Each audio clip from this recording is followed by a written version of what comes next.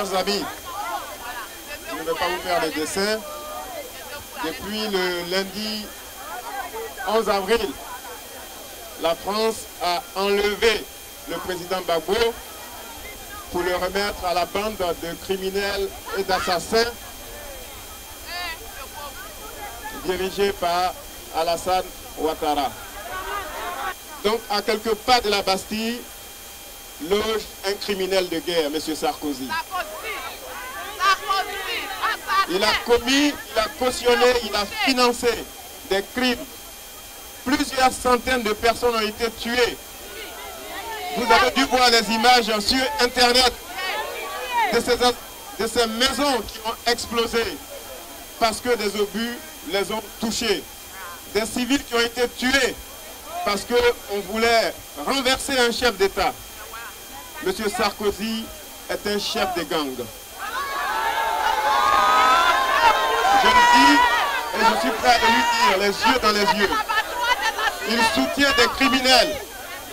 Comment des pauvres Ivoiriens, parce qu'ils ont le malheur d'habiter à côté d'un camp militaire, doivent-ils mourir parce que des obus ont été tirés contre un camp militaire? Des maisons qui ont été dévastées, des écoles détruites à la suite des bombardements, des hôpitaux qui ont disparu. Parce qu'il y a quelqu'un qui dirige la France, qui est ami de M. Ouattara et qui veut absolument installer une bande de copains et de coquins à la présidence ivoirienne. Chers amis, dimanche dernier, je vous disais à la place de la Nation que le combat pour la libération de la Côte d'Ivoire commençait. Et je pense que moins de 24 heures après, vous m'avez donné raison. Aujourd'hui, notre pays est devenu une colonie française, dirigée par un gouverneur qui s'appelle Alassane Ouattara. Donc nous devons lancer la reconquête pour récupérer la Côte d'Ivoire, pour la sortie des griffes de la France, pour la sortie des griffes d'une bande d'assassins, de nazis, de fascistes, de voyous. Voilà des individus qui enlèvent un chef d'État et qui le remettent entre les mains d'assassins, des rebelles. Le président de la République a été bousculé, agressé, bastonné. Alors on nous dit, c'est une opération qui a été montée par les rebelles. Mais attendez, on se connaît à Abidjan. Est-ce que vous pensez que cette bande de voyous peut battre l'armée ivoirienne? Est-ce que vous pensez que cette bande d'assassins est capable de prendre le palais présidentiel? La France a monté une opération indigne de la démocratie et de la culture et de l'histoire française pour enlever un chef d'État. Ils ont enlevé le président Gbagbo, ils l'ont remis aux rebelles et ils ont fait une mise en scène. Parce que lorsque vous regardez les images de la télévision, le président Gbagbo porte un casque de l'armée française. Il porte un gilet pare-balles de l'armée française. N'importe quoi. Chers amis, c'est un grand complot contre la Côte d'Ivoire et contre les Ivoiriens.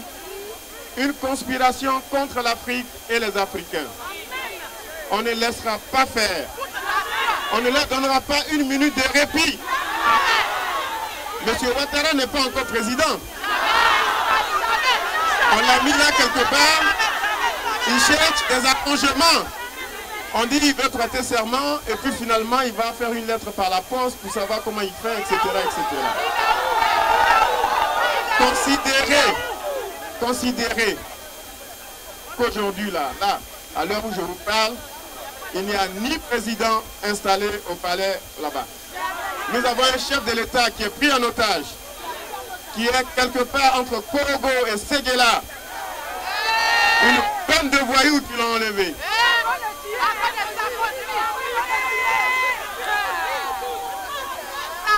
Ils ont assassiné le ministre Agro, vous avez dû voir les images. Quelques minutes avant, il était en négociation avec l'ambassadeur de France. Parce que le président et ses amis, ses collaborateurs, ses proches devaient sortir de de la résidence. Tagro est avec l'ambassadeur de France qui lui a dit vous pouvez sortir. Voilà. Et on lui tire une balle dans la bouche. C'est un crime. Et la France couvre les criminels.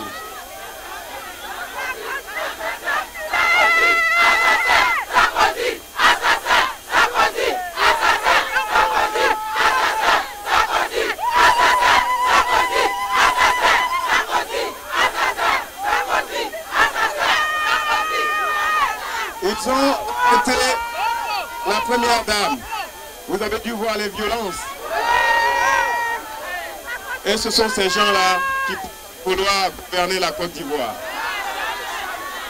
Dites-moi, donnez-moi le nom d'un seul opposant politique qui a été assassiné depuis octobre 2010, date de l'arrivée au pouvoir du président Gbagbo. Un seul nom. Donnez-moi le nom d'un seul homme politique de l'opposition en Côte d'Ivoire que Gbagbo a jeté en prison et ou alors fait assassiner.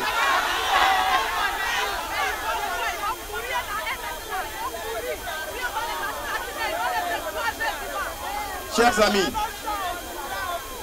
le temps est venu de montrer aussi nos muscles. L'affaire n'est pas terminée. L'histoire est loin d'être terminée. Il faut que nous continuions. Autrement, nous allons laisser le pays à cette bande de pilleurs.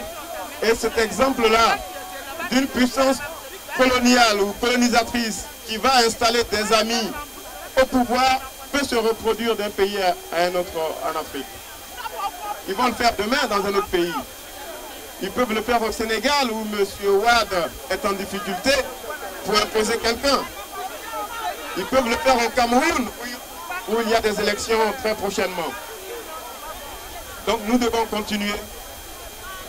Le gouvernement ivoirien, les membres du gouvernement, la quasi-totalité des membres se trouvent en lieu sûr, en sécurité. J'ai parlé hier avec le Premier ministre.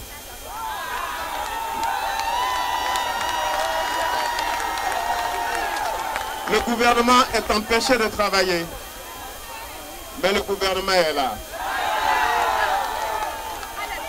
Il y a eu un certain nombre d'informations sur Charles Blé Goudé. Chers amis, il va bien.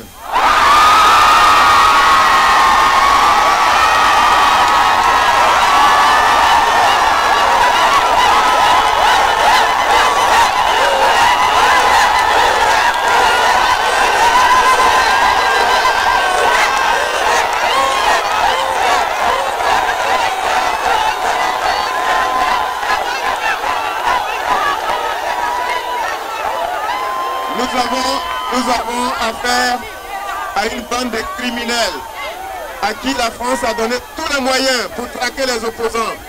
Ils ont pillé les maisons de tous les responsables LMP. Vous avez même dû voir des bandits, des voyous s'extasier devant les caméras de la télévision. Ils étaient en train de piller la maison du DG de la douane, la maison de Gossio, la maison du Premier ministre.